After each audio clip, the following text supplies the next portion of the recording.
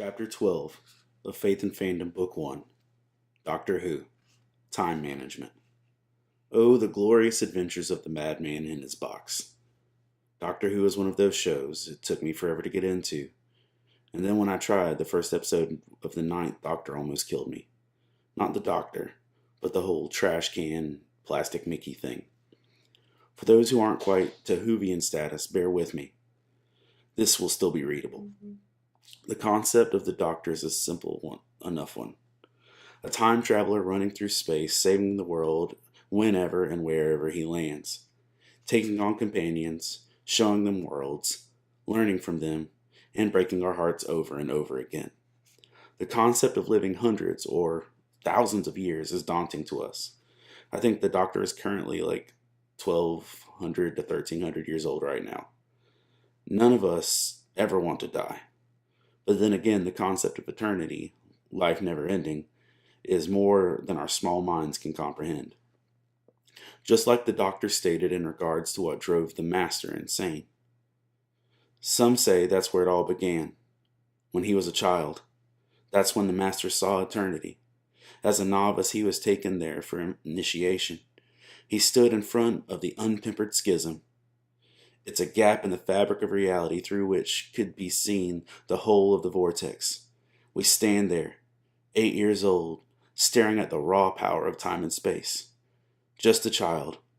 Some would be inspired, some would run away, and some would go mad. That's the crazy thing.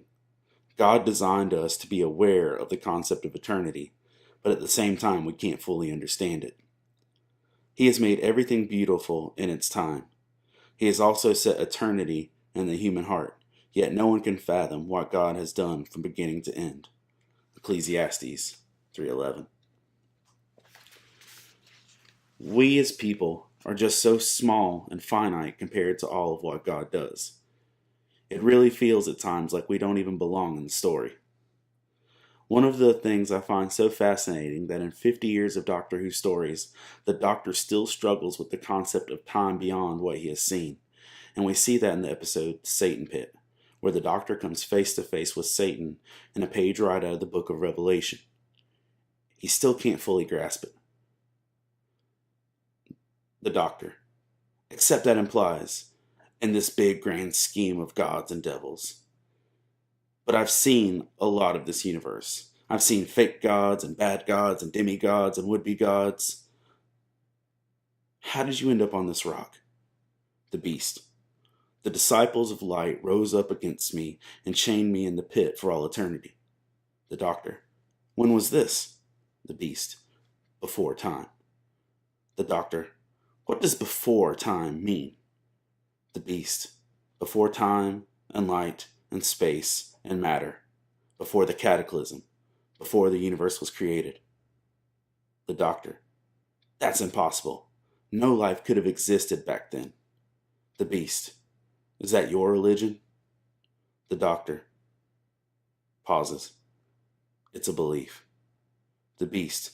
You know nothing. All of you, so small. I think one of the reasons I love that episode so much is because even the Doctor, the oncoming storm himself, shudders and feels small at the concept of before time and eternity. Though I've come to grips that while I can't grasp eternity with or without a TARDIS, I still believe wholeheartedly there is a God who not only grasps it, but dwells in it. Just like the psalmist states, 1,000 years in your sight are like a day that has just gone by, or like a watch in the night. Psalm 90, verse 4. It's not my job to try to fully grasp how eternity works, but I'm thankful that it's offered to me. Now this is eternal life, that they know you, the only true God, and Jesus Christ whom you have sent. John 17:3. I don't expect a science fiction character to present the gospel, but every time I watch Doctor Who, I am reminded that as he travels to periods before I was born and periods long after my body will have died, that because of Christ I will live in eternity. So I feel like more of a Time Lord than all of the 12 Doctors' incarnations. So here's a few more lessons that I learned from Doctor Who. Okay, I actually learned them from the Bible, but I was reminded of them in Doctor Who. You have to be careful who you trust, who you rely on with your time. You don't want it to be wasted or to be put into jeopardy. Psalm 31, verse 14 says, But I trust in you, Lord. I say, you are my God. My times are in your hands. Deliver me from the hands of my enemies, from those who pursue me. Even for a time traveler, the doctor was still surprised a lot. He had a time machine, and he still didn't fully know the future. We would be wise to learn the same lesson.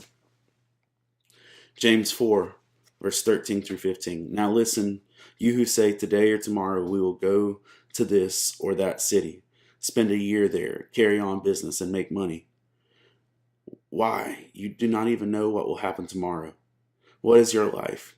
You are a mist that appears for a little while and then vanishes. Instead, you ought to say, if it is the Lord's will, we will live and do this or that. It seems that just like so many of us, the doctor doesn't really appreciate what he has until it's gone. Whether it's a companion, a friend, or he's halfway through the regeneration process. We would be wise to take each day as it comes, under the concept that our time is precious, to treat it as such and to live life to its fullest potential. Psalm 90, verse 12, teach us to number our days that we may gain a heart of wisdom. So, all of time and space, whatever happened or ever will, where do you want to start?